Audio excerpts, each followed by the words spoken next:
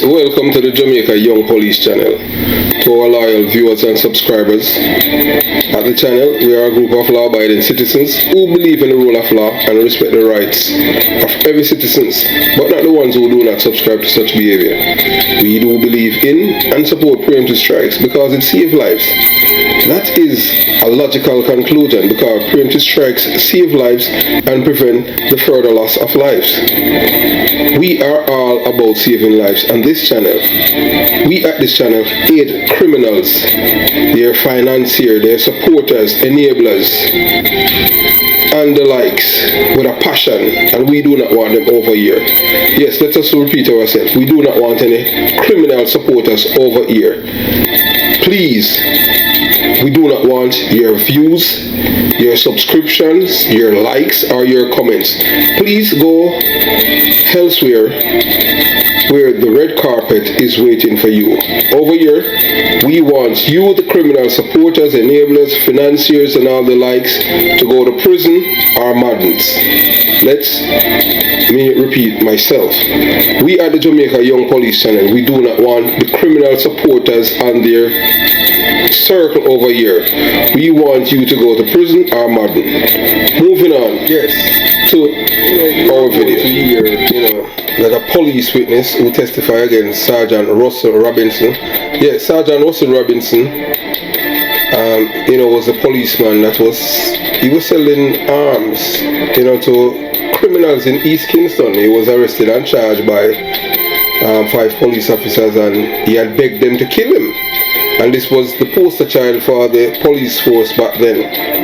Unfortunately, people, Jamaica is a criminal's paradise. People who knew Sergeant Russell Robinson and a photograph of him, they don't want to share it with the Jamaica Young Police channel because they said that, we are anti-police. I didn't know that by exposing criminals, you're anti-police. So we don't care who's the guy, because we at the Jamaica Young Police channel, we hate criminals with a passion. And this police officer, Sergeant Russell Robinson, if he wasn't caught by the police officers then, imagine how many lives would have lost at the hands of this man who was behind the scene making crazy money. Yeah, so we'll continue the journey, and this is part 4 of the killing of Constable Sheldon Silver Williams, who was killed by Constable Shane Francis, whom he thought was his friend, and didn't know that this man was his greatest enemy, and this was the man who was going to lure him to a party and killed him. And that's how life is at times. Sometimes you think that people are your friends and they're your worst enemy. That's how this young man have lost his life. So we'll continue the journey. This is part 4.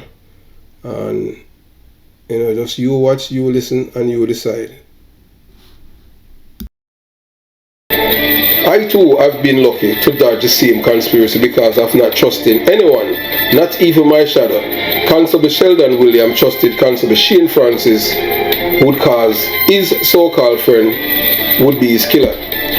So the reason why I said that I have dodged that bullet, I was a police cadet, and it was 13 of us.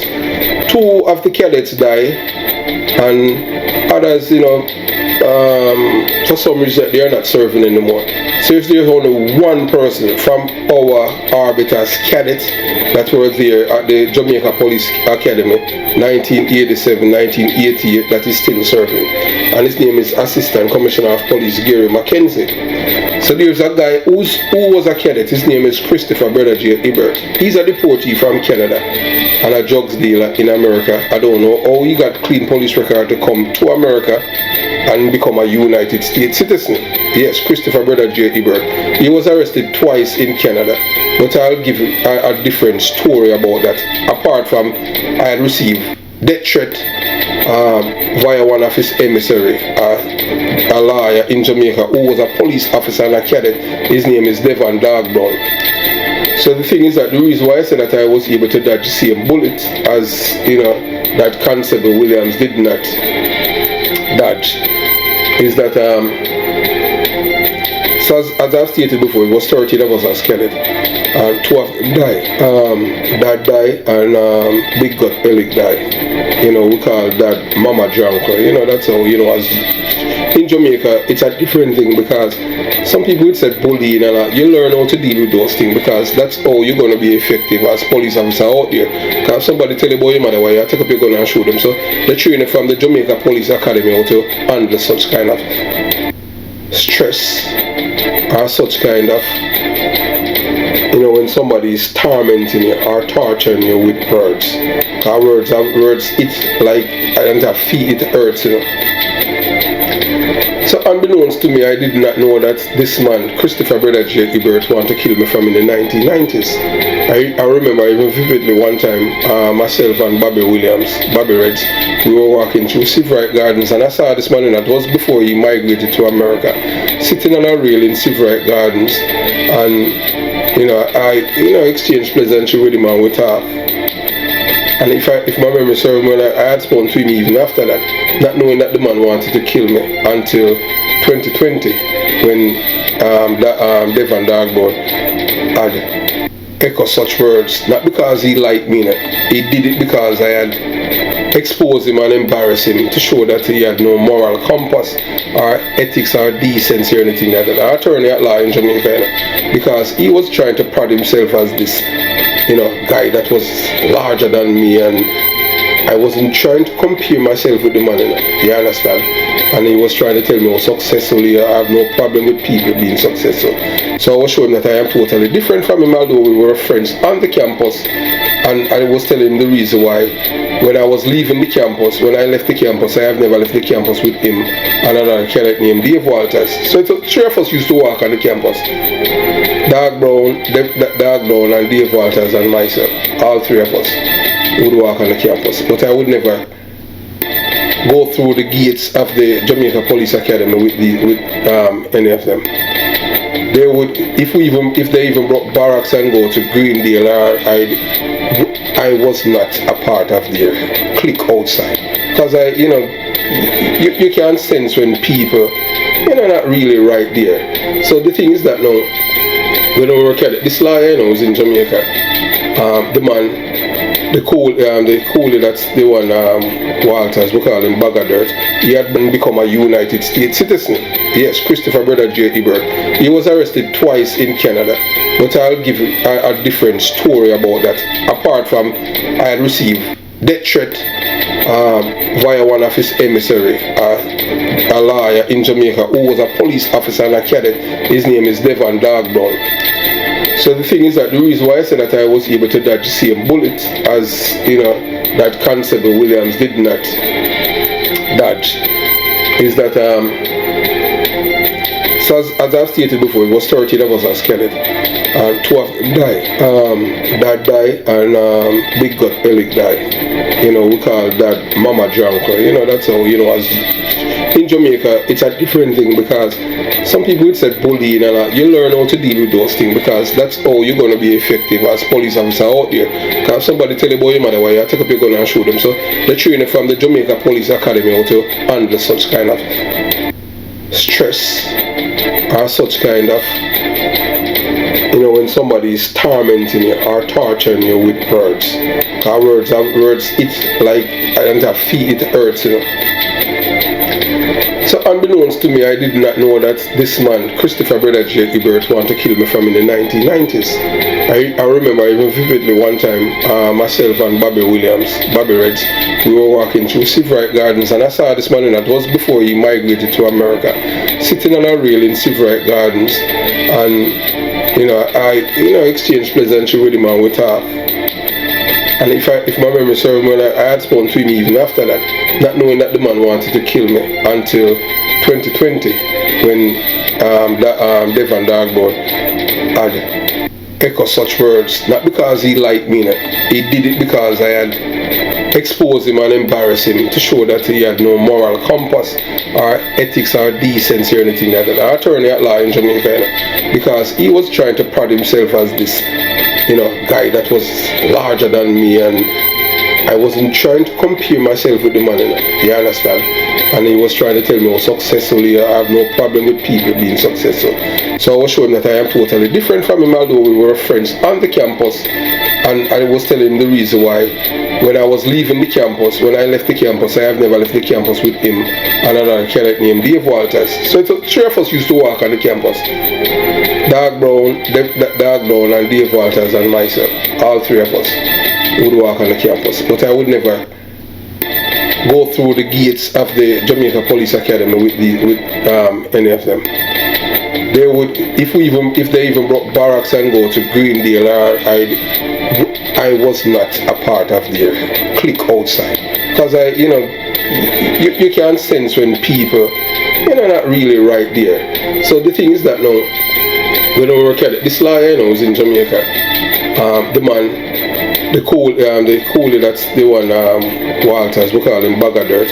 He had brought a girl that came to Falkland, and he had sex with her. And then the others, the farmer liner, had sex with the same girl, and Dagbone was the one that went after Bagger.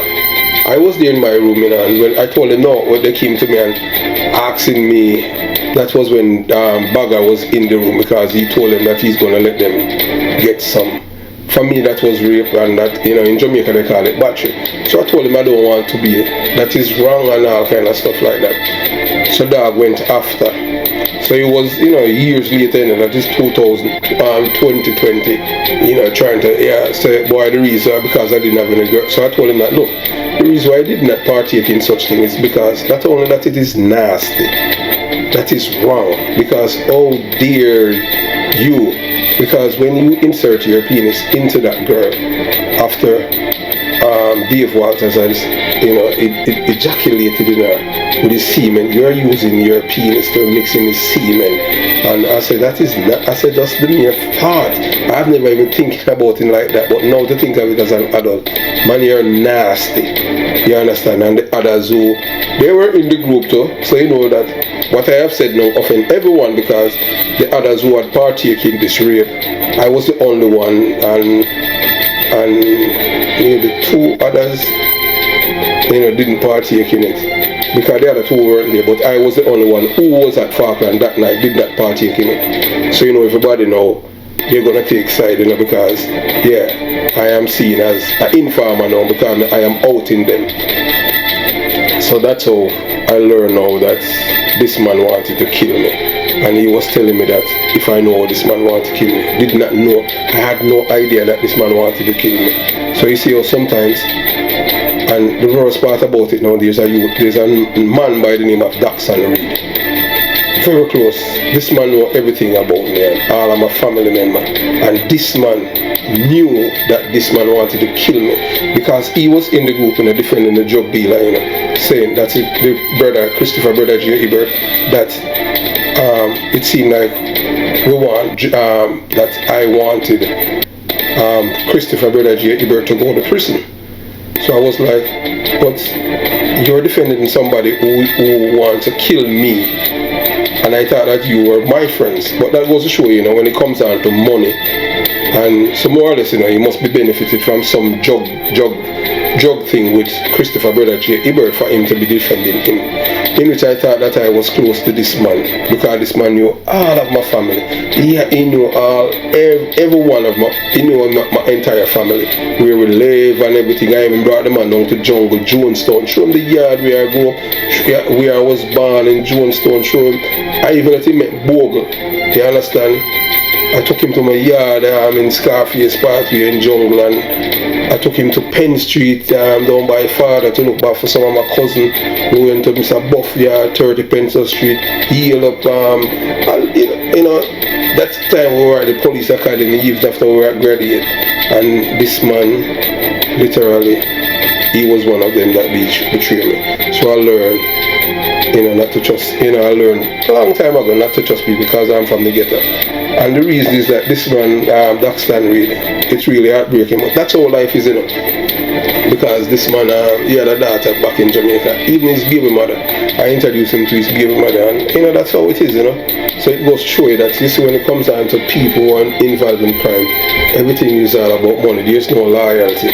You understand? But if it was me, honestly, and I know that somebody wanted to kill him, or I would have let him go, because that's the kind of person I am. But it did not say anything to me. That wasn't utter such word. When I put up the video and he contacted me, I didn't even answer him. What's the sense of talking to somebody like that who you trusted? So it goes to show you that that's why they were able to kill Williams. Why I am happy the way that I was raised by my parents, especially my mother, because she was the arbiter of truth. Not perfect, but she was a very good mother, and those are the things that keep me. That's why I'm still here. So imagine that you and this assistant commissioner of police now, Gary Mackenzie, in which I know that he's a money courier, because I saw people have been asking. I'll tell you the name of the drug dealer that he take money from in the United States of America back to Jamaica, because he's a money courier. You understand? And he have been doing it for years. I don't know now he's an assistant commissioner of police, and I outed him if he's gonna do that, because that this channel, that the United States federal government, that they tune in. You understand? And you'll see some action taken against some people, and then people is gonna say I'm an informer. Yes, I am a proud informer. I don't like criminals, period, and people who kill other people. So after Conspired. Yeah, so the reason why we're adding this part to the killing of Constable Sheldon Sylvan Williams, is because somebody from St. Mary who knew this guy,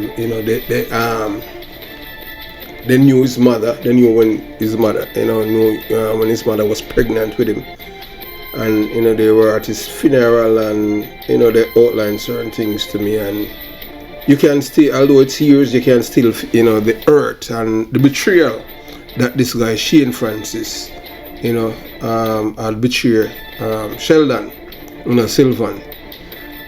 And the reason why I have done this video is to educate, young police officers, to show them that not because you and somebody's friends mean that they are your friend per se.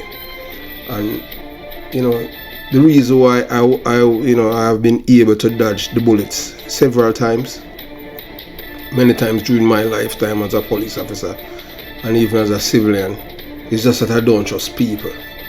And the few people that I trust, it's people that, in my humble opinion, I know that they would not harm me, because they are family. When I say family, I'm talking blood relative, because they say blood thicker than water. I don't trust people. I'm not the kind of person to really trust people, because even when I'm traveling, yes, I remember one time, I was, going to Jamaica, and I didn't farm some people. I was coming and stuff like that, and certain things happened. And guess what? It was the reason why certain things happened when I had reached Jamaica. But little did I know until when I returned, that's when I know. But God is good, so we give thanks, you understand? So since then, whenever I'm going to Jamaica, I don't even tell people that I'm coming. I just go to Jamaica, do what I'm doing, and come back. I don't have any business down there per se, because I can't, based on my job, because I cannot have any financial ties outside of the United States of America, because that would be conflict of interest. Uncle Sam is, that's our loyalties to Uncle Sam. So, what we're trying to do here is to educate young men, young people, young police officers, and even ordinary citizens that you cannot trust people. You can't. And I have, I am a testament to it. You understand?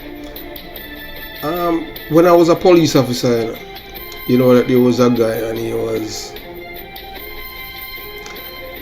he came to me, he was abroad, make a lot of money, and came back, and he was somewhere in Rima, and he was talking to some people, and he, said that he wanted for people to kill me, and that was the last of him. I heard that that they are taking care of him, but I have not, but that's how it is. It's how you live your life as a person. You treat people fair, and people look out for you. You understand? A lot of time, it's on several occasions things could have happened to me, but the good Lord is always there, protecting me. So, and I will say to other young police officers, the only person you trust, me, myself, and I. Constable Sheldon Williams trusted Constable Shane Francis, and in the same breath, he loses his life. But fate would have it, and that's coming up. So we're just sharing this with you, our loyal viewers and subscribers, to show you that even yours truly, here I've dodged bullets, or even recently. Yes, even recently. And as you have heard, several death threats I have received. Yes, even from people connected to other people, especially people from the PMP LGBTQ plus party. And I want to tell you this. And surprisingly, I've never received a death threat from anyone from the JLP LGBTQ plus party. Never, not one. And it's not like I don't beat them, I hammer them. You understand? I even hammer them worse, because I go at the JLP even in a harder fashion. But it's just that with the PMP, there are things that I had spoken about. It's just harsh reality, and they don't want people to know that. But I will continue to educate the people. So I hope you enjoy this video. If you haven't subscribed to the channel as yet, subscribe, like the video, and share it. Comment below. And remember that over here is not for criminal supporters, enablers, and financiers. Over here is for law-abiding citizens. Have yourself a beautiful day. Jamaica Young Police Channel out.